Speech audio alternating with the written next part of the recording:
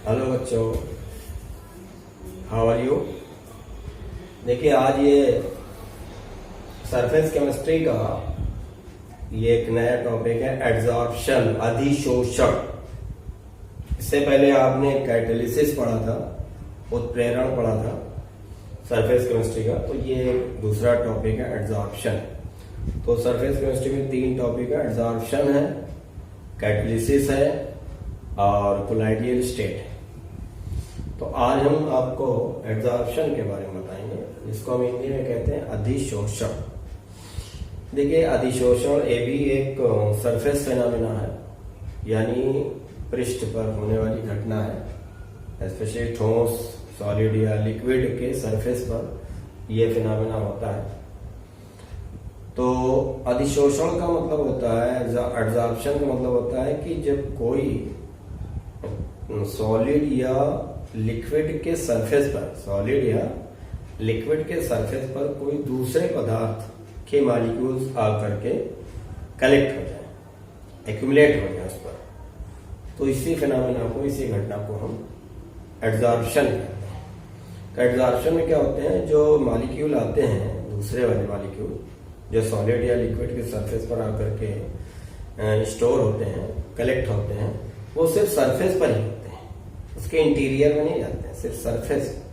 तो ये एक सरफेस फेनोमेना है। तो एड्सॉर्प्शन समझ गए होंगे कि ये पृष्ठ रसायन है। ये एक ऐसी घटना है जिसमें सॉलिड या लिक्विड के सरफेस पर किसी दूसरे पदार्थ के मॉलिक्यूल आकर के उस पर कलेक्ट हो जाते हैं, स्टोर हो जाते हैं, एक्यूमुलेट हो जाते हैं, या यूं कहें इकट्ठा हो जाते हैं, बैठ जाते हैं, उसके साथ जुड़ जाते हैं सरफेस के साथ। तो इसी को हम एड्सॉर्प्शन कहते हैं। जैसे कुछ एग्जांपल हम दे दें आपको,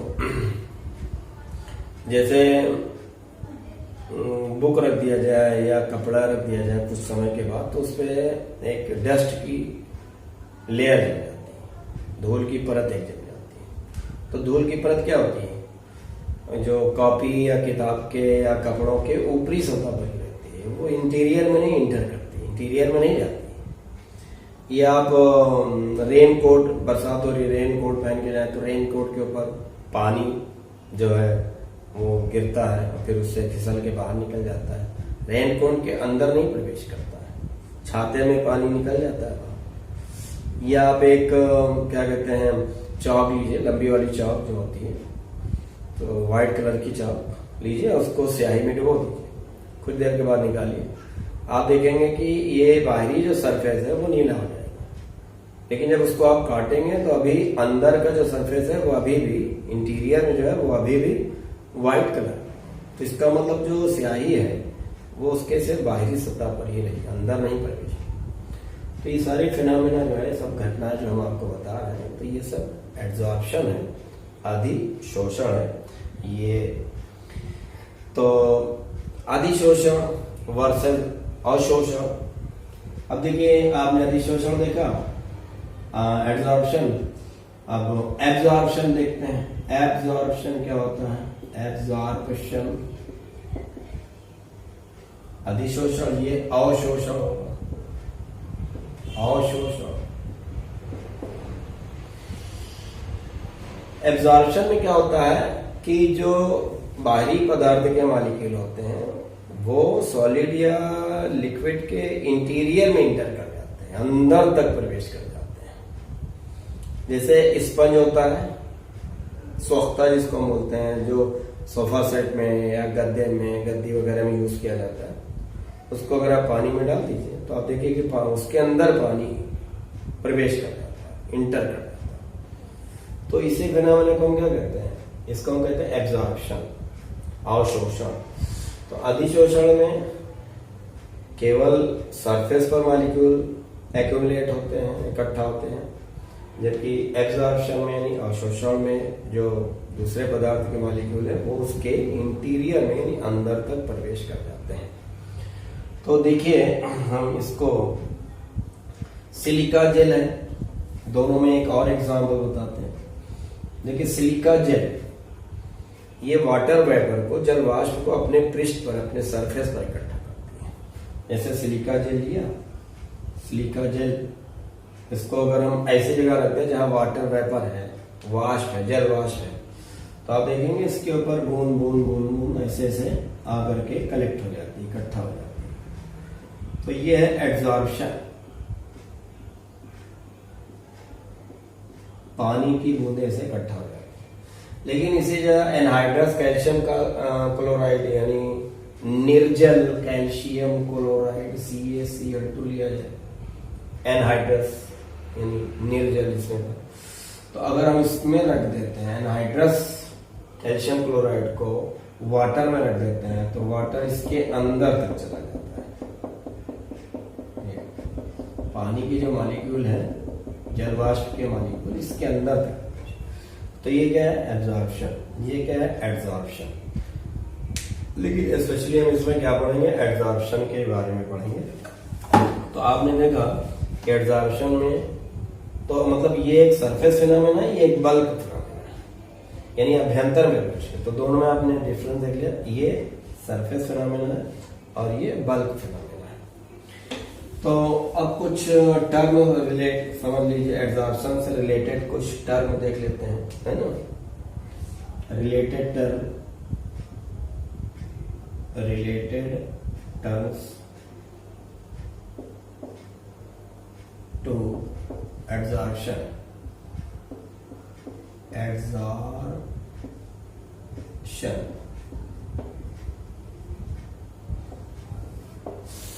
देखिए अधिशोषक,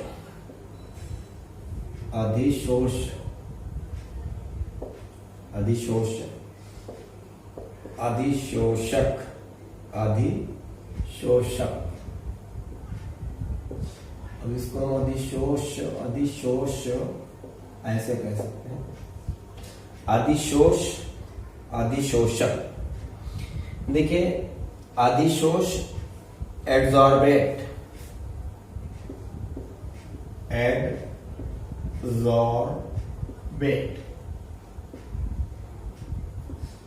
और अधिशोषक को कहते हैं एड्सॉर्बेंट।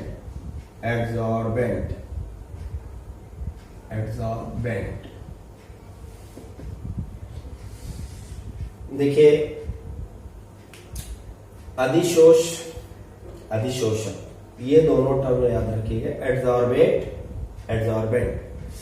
देखिए एड्सॉर्बेंट कैसे कहेंगे, अधिशोषक, सीधी सी बात है। अधिशोषक को जिस सरफेस पर दूसरा पदार्थ अधिशोषित होता है उसे हम अधिशोषक सॉरी। जैसे ये है चारकोल ले लिया जाए, एक्टिवेटेड चारकोल होता है और ये अमोनिया को अपने सरफेस पर क्या करता है, कलेक्ट करता है, अधिशोषित कर लेता है। तो ये चारकोल जैसे लिया जाए तो अमोनिया के जो पार्टिकल हैं, अमोनिया है ना, इसी के सरफेस पर चारों तरफ कलेक्ट हो जाएंगे। तो ये चारकोल क्या हो गया, चारकोल हो गया अधिशोषक, क्योंकि इस पर जम रहा है, इस पर अधिशोषित हो रहा है। जिस पदार्थ पर दूसरा पदार्थ अधिशोषित होता है उसे हम अधिशोषक यानी एड्सॉर्बेंट कहते हैं। और जो पदार्थ अधिशोषित होता है जैसे अमोनिया, तो उसे हम क्या कहते हैं, अधिशोष कहते हैं, ये एड्सॉर्बेंट। तो चारकोल क्या हो गया, अधिशोषक हो गया, एड्सॉर्बेंट हो गया। अमोनिया जो उसके ऊपर आकर के एक्यूमुलेट हुई है, जमी है, इकट्ठा हो रही है, तो उसको हम क्या कहते हैं, एड्सॉर्बेट कहते हैं। तो ये दो टर्म याद करिएगा। देखिए एक और टर्म होता है ना एड्सॉर्बेंट से रिलेटेड,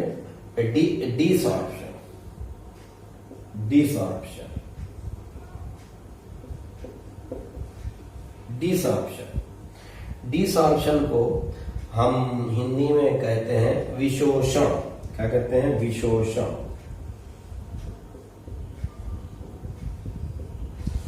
डिसॉर्प्शन, विशोषण, इसी के उल्टी मतलब इसी के विपरीत रिएक्शन, अपोजिट रिएक्शन। जैसे चारकोल अमोनिया में रख दिया गया तो चारकोल क्या करता है, अपने सरफेस पर अमोनिया के मॉलिक्यूल्स को मतलब एब्जॉर्ब कर लेता है। लेकिन उसी चारकोल को जब हम फिर हीट कर दें, गर्म कर दें, तो वो चारकोल से अमोनिया के जो मॉलिक्यूल्स हैं वो फिर उसको छोड़ करके बाहर चले जाएंगे। यानी एब्जॉर्प्शन का अपोजिट एक्शन यानी डिसॉर्प्शन। डिसॉर्प्शन में विशोषण, यानी अधिशोषक से अधिशोष के अणुओं का फिर वापस चले जाना, है ना, इसी को हम विशोषण या डिसॉर्प्शन कहते हैं। तो ये आप 3 टर्म देखा, अधिशोष, अधिशोषक, डिसॉर्प्शन, यानी उसका उल्टा हो जाना। तो ये आपने देखा कुछ रिलेटेड टर्म, सॉरी, तो देखिए वीडियो को ध्यान से देखते रहिए। एब्जॉर्प्शन वर्सेस एब्जॉर्प्शन, दोनों में डिफरेंस क्या है? पहला डिफरेंस ये है कि एब्जॉर्प्शन जो होता है, अधिशोषण, ये किसी ठोस के, सॉलिड के सरफेस पर होता है, सरफेस फिनोमेना। और एब्जॉर्प्शन जो होता है, अवशोषण, ये एक बल्क मेथड है, बल्क फिनोमेना है। ये इसमें अधिशोष के अणु जो हैं, एब्जॉर्बेट जो हैं, वो अंदर तक प्रवेश, इंटीरियर तक इंटर कर जाता है। तो ये सरफेस फिनोमेना है, ये बल्क फिनोमेना है। ये ठोस के सिर्फ पृष्ठ पर होता है और ये भीतर तक होता है। दूसरा डिफरेंस ये है कि ये शुरू में तेज होता है, शुरू में एब्जॉर्प्शन तेज होता है, फिर धीरे धीरे इसकी स्पीड कम होने लग जाती है और एट लास्ट इसमें इक्विलिब्रियम स्टेट आ जाती है, साम्य की अवस्था हो जाती है। और इसमें जो है ये हमेशा एक जैसा, एक ही स्पीड में होता रहता है। तीसरा डिफरेंस ये है कि इसमें एब्जॉर्प्शन में, अधिशोषण में, जो एब्जॉर्बेट है, एब्जॉर्बेंट पर केवल सतह, यानी इसमें एब्जॉर्बेंट जो होता है, अधिशोषक जो होता है, उसमें सिर्फ ऊपरी सतह के मॉलिक्यूल या एटम ही भाग लेते हैं। और अवशोषण में, एब्जॉर्प्शन में, ऊपरी सतह के भी परमाणु एटम भाग लेते हैं और भीतरी सतह के भी एटम भाग लेते हैं, यानी पूरी तरह से भाग लेते हैं। और इसमें सिर्फ ऊपरी सतह के भाग लेते हैं। चौथा इसमें एक डिफरेंस ये है कि इसमें एब्जॉर्प्शन में जो अधिशोष है, एब्जॉर्बेट के जो मॉलिक्यूल है, वो एब्जॉर्बेंट से इजीली अलग किए जा सकते हैं। जैसे उसको हीट कर दो तो जो पदार्थ उस पर जमा होगा, कलेक्ट हुआ होगा, जो एब्जॉर्बेट होगा, वो इजीली बाहर चला जाएगा। जबकि एब्जॉर्प्शन में ये क्रिया थोड़ा से कठिन होती है। इजीली एब्जॉर्बेट को एब्जॉर्बेंट से हम इजीली अलग नहीं कर सकते। तो ये आपने देखा। अब इसके जैसे कुछ एग्जांपल देख लेते हैं। जैसे एब्जॉर्प्शन बताया, ये अमोनिया गैस होती है, वो चारकोल पर, एक्टिवेटेड चारकोल पर बहुत इजीली, बहुत ऊपरी सतह पर बहुत आराम से इकट्ठा हो जाती है। तो अमोनिया NH3 किसके साथ, चारकोल के ऊपरी सरफेस पर एब्जॉर्ब हो जाती है। लेकिन उसी अमोनिया को अगर हम जल के साथ रिएक्ट करें, जल में घोल दें, तो अमोनिया जल के भीतर तक इंटर कर जाती है, अंदर तक इंटर कर जाती है, इंटीरियर में चली जाती है और बन जाता है अमोनियम हाइड्रा ऑक्साइड। तो चारकोल के ऊपरी सतह पर अमोनिया का इकट्ठा होना, एक्युमुलेट होना, एब्जॉर्प्शन है। अमोनिया का जल के भीतर तक प्रवेश कर जाना, ये क्या है, एब्जॉर्प्शन है। दूसरा एक और example, water vapour, silica gel. जब सिलिका जेल वाटर वेपर के कांटेक्ट में आता है तो सिलिका जेल के ऊपरी सरफेस पर वाटर वेपर के मॉलिक्यूल जा करके एब्जॉर्ब हो जाते हैं। लेकिन यही वाटर अगर calcium chloride, anhydrous calcium chloride निर्जल के साथ यही वाटर, तो ये भीतर तक प्रवेश करेगा। तो ये दो एग्जाम्पल क्या है, एब्जॉर्प्शन के हैं, और ये जो दो एग्जाम्पल है वो एब्जॉर्प्शन का है। तो ये आपने कुछ डिफरेंसेस देखा है एब्जॉर्प्शन और एब्जॉर्प्शन में। देखिए अब हम चल रहे हैं कि गैसों, देखिए इस लेसन में स्पेशली गैस और सॉलिड के ही बारे में है। गैसों का सॉलिड के सरफेस पर एब्जॉर्ब होना, अधिशोषित होने की ज्यादातर घटना है। देखिए बहुत सी गैसें होती हैं जो सॉलिड के सरफेस पर इजीली अधिशोषित हो जाती हैं और कुछ मुश्किल से भी अधिशोषित होती हैं। जैसे आयरन है, प्लेटिनम है, निकिल है, इनके सरफेस पर hydrogen, oxygen, chlorine, sulphur dioxide, ये सब बहुत इजीली एब्जॉर्ब हो जाती है। आपने हैबर विधि से अमोनिया का फॉर्मेशन पढ़ा होगा, नाइट्रोजन और हाइड्रोजन गैस। इसके लिए किसको डाला जाता है, आयरन कैटलिस्ट का काम करता है, प्रेरक का काम करता है। तो ये नाइट्रोजन और हाइड्रोजन के जो मॉलिक्यूल हैं वो आयरन सरफेस जो होता है, कैटलिस्ट सरफेस, उस पर जाकर के क्या हो जाते हैं, एब्जॉर्ब हो जाते हैं। और कैटेलिसिस में आपने प्रिंसिपल में देखा होगा, सिद्धांत में हमने आपको बताया था अधिशोषण सिद्धांत।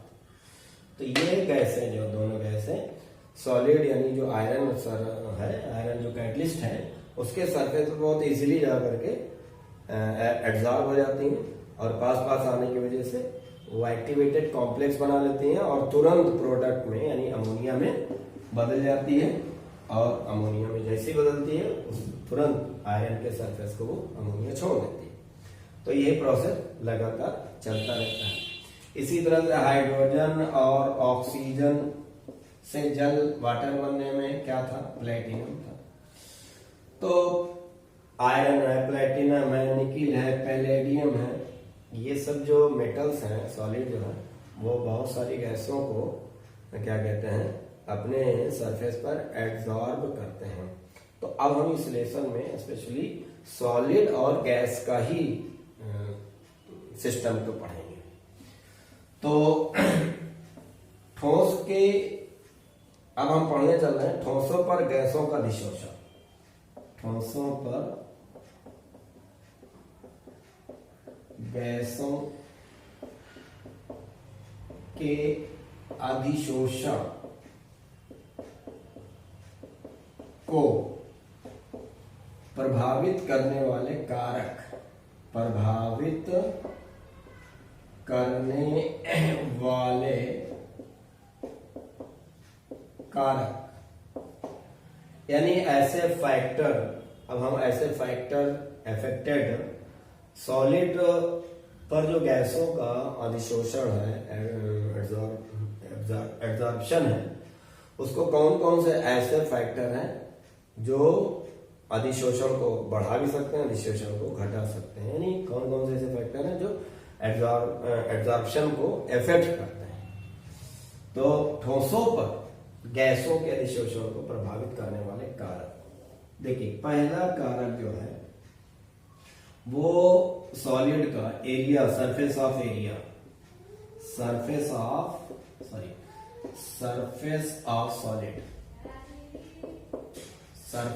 सॉलिड यानी ठोसों का क्षेत्रफल, ठोसों का क्षेत्रफल देखिए बहुत ज्यादा इफेक्ट करता है।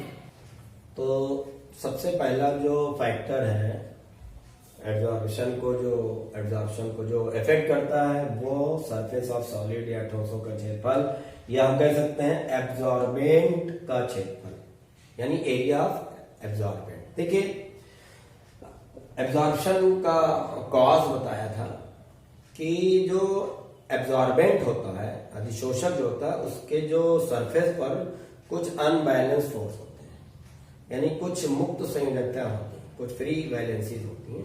तो उन्हीं अनबैलेंस फोर्स को बैलेंस करने के लिए जो मॉलिक्यूल है, गैस के मॉलिक्यूल, वो जा करके उस पर एब्जॉर्ब हो जाते हैं, मतलब वो अटैक करते हैं। जो सॉलिड का एरिया जो है उसमें जो अनबैलेंस हो रहा है, वो गैस के मॉलिक्यूल को अपनी तरफ क्या करते हैं, अट्रैक्ट करते हैं, मतलब उससे जुड़ने के लिए। तो सीधी सी बात है, एब्जॉर्बेंट का क्षेत्रफल जितना ज्यादा होगा, एरिया जितना ज्यादा होगा, उसमें अनबैलेंस फोर्स उतना ही ज्यादा होगा। अनबैलेंस फोर्स ज्यादा होगा, फ्री वैलेंसी ज्यादा होंगी, तो सीधी सी बात उनकी अधिशोषण क्षमता भी ज्यादा। तो कहने का मतलब ये हुआ कि एब्जॉर्बेंट का एरिया बढ़ाने पर, सरफेस एरिया बढ़ाने पर, उस पर ज्यादा से ज्यादा गैस के मॉलिक्यूल जाकर के अधिशोषित होते हैं। यही वजह है कि जहां पर सॉलिड प्रेरक होते हैं, कैटलिस्ट, अभी अभी हमने बताया अमोनिया वाले फॉर्मेशन में जो Fe है, यानी अमोनिया, नाइट्रोजन गैस और हाइड्रोजन गैस, इसमें कौन सा कैटलिस्ट है, Fe, अमोनिया का फॉर्मेशन होता है। तो ये जो है इसको और क्रिया को और ज्यादा इफेक्टिव करने के लिए और ज्यादा स्पीड पकड़ाने के लिए इसको चूर्ण फॉर्म में डाला जाता है, फाइन, बहुत छोटे छोटे कण में चूर्ण करके डालते हैं। क्यों? एक छोटा से मतलब सॉलिड डालेंगे तो उसका सरफेस एरिया कम होगा, उसी को पीस देंगे, सरफेस एरिया क्या हो जाएगा, बढ़ जाएगा, सरफेस एरिया बढ़ जाएगा, तो नाइट्रोजन और हाइड्रोजन गैस ज्यादा जाकर के उस पर एब्जॉर्बेट होंगी, सॉरी एब्जॉर्ब हो जाएंगे, मतलब अधिशोषित हो जाएंगे। अधिशोषित हो जाएंगे तो सीधी सी बात है, रिएक्शन तेज स्पीड में होने लग जाएगा। तो एरिया आपने देखा कि जितना ज्यादा एब्जॉर्बेंट का एरिया होगा, मतलब जो अधिशोषक का क्षेत्रफल जितना ज्यादा होगा, उनमें अनबैलेंस फोर्स उतना ही ज्यादा होगा, फ्री वैलेंसीज उतनी ही ज्यादा होंगी। जितनी ज्यादा फ्री वैलेंसीज होंगे, गैस के मॉलिक्यूल ज्यादा से ज्यादा जाकर के उस पर एब्जॉर्ब होंगे। तो आपने देखा क्षेत्रफल बढ़ाने से अधिशोषण बढ़ जाता है। दूसरा, nature of absorbent, nature of absorbent,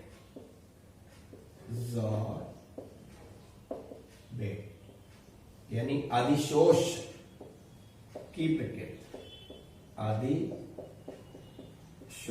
की प्रकृति, यानी जो अधिशोषित हो रहा है। तो यहां कौन अधिशोषित हो रहा है, गैस, सॉलिड पर, वही हम पढ़ रहे हैं। नेचर ऑफ एब्जॉर्बेट, देखिए ऐसा नहीं है कि कोई भी गैस हर सॉलिड पर जा करके इक्वली, मतलब जितना मन चाहेगा उतना ज्यादा अधिशोषित हो जाएगी, नहीं, नेचर पर डिपेंड करता है। नेचर यानी कुछ गैसें ज्यादा अधिशोषित होती है, कुछ गैसें कम अधिशोषित होती है।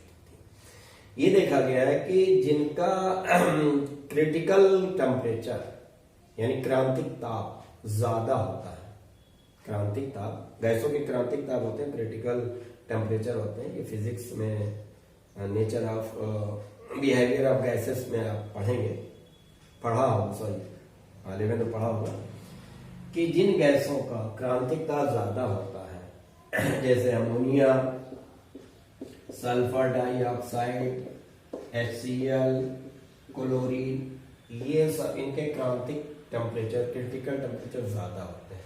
तो ये जो है सॉलिड सरफेस पर ज्यादा एब्जॉर्ब होती है, ज्यादा अधिशोषित होती है।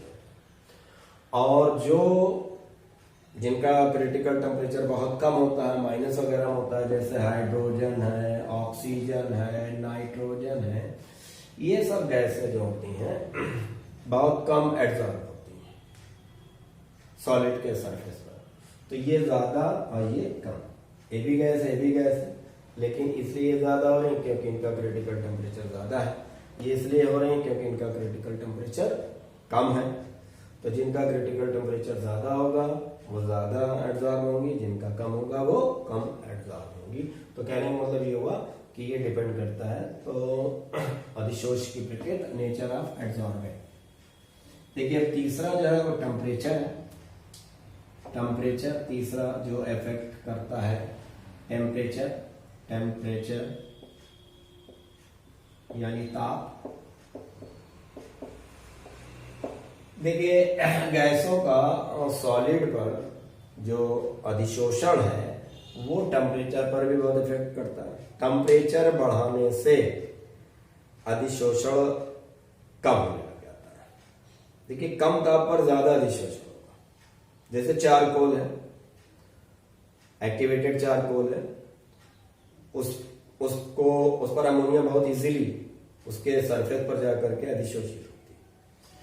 जब एक बार अमोनिया अधिशोषित हो जाए, अब उसको चारकोल को हीट कर दीजिए, टेम्परेचर बढ़ा दीजिए, तो आप देखेंगे कि जो अमोनिया अधिशोषित है वो फिर वो बाहर निकल, विशोषण हो जाता है उसका, फिर बाहर निकल जाती है, छोड़ देती है चारकोल के सरफेस को।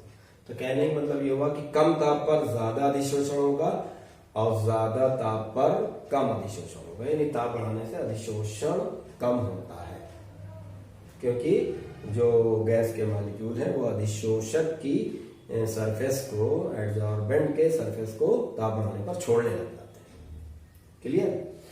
और चौथा है प्रेशर, दाब। देखिए दाब बढ़ाने पर अधिशोषण बढ़ता है। प्रेशर इंक्रीज करने पर जो एब्जॉर्प्शन है वो गैसों का सॉलिड पर वो बढ़ जाता है, क्योंकि गैस को जब हम प्रेशर बढ़ाएंगे तो गैस के मॉलिक्यूल और पास आएंगे। भाई सीधी बात, प्रेशर बढ़ाने से गैस के मॉलिक्यूल क्या होंगे, पास आएंगे। तो जब हम किसी गैस मॉलिक्यूल पर प्रेशर बढ़ाते हैं तो वो बहुत ज्यादा करीब जाने लग जाते हैं। किसके करीब जाने लग जाते हैं, जो एब्जॉर्बेंट है, अधिशोषक के करीब जाते हैं, उनके और नियर पहुंचते हैं। तो करीब पहुंचने पर और ज्यादा अधिशोषण हो जाता है। तो दाब बढ़ाने पर अधिशोषण बढ़ जाता है, दाब घटाने पर अधिशोषण कम हो जाता है। ठीक, क्योंकि दाब बढ़ाने से गैस के मॉलिक्यूल जो दूर होते हैं वो पास आने लग जाते हैं, पास आते हैं, अधिशोषक के करीब जाते हैं और ज्यादा से ज्यादा क्या कहते हैं, जमने लग जाते हैं, एक्यूमुलेट होने लग जाते हैं। तो ये आपने देखा कि दाब का प्रभाव देखा, है ना। तो अब ये इसके बाद हम अधिशोषण के प्रकार पढ़ाएंगे, लेकिन इसको अगले वीडियो में हम डालेंगे। तो अभी तक आपने ये देखा कि अधिशोषण क्या होता है। सॉलिड के सरफेस पर कुछ, स्पेशली सॉलिड, वैसे लिक्विड पर भी हो सकता है, सॉलिड के सरफेस पर गैस के जो मॉलिक्यूल है आकर के एब्जॉर्ब हो जाते हैं। तो इसके कई एग्जांपल भी होता है। हमने ये सरफेस फिनोमेना होता है, सिर्फ सरफेस पर होता है, जबकि अवशोषण, एब्जॉर्प्शन अंदर तक होता है। तो और इसके बारे में हमने आपको बताया। तो वीडियो को ध्यान से देखिए, लाइक और शेयर जरूर करिए। और अगला जो टॉपिक है इसमें हम बताएंगे, इसके कम से कम 3 वीडियो बनेंगे, तब जाकर के ये टॉपिक कंप्लीट होगा। Thank you, have a good day.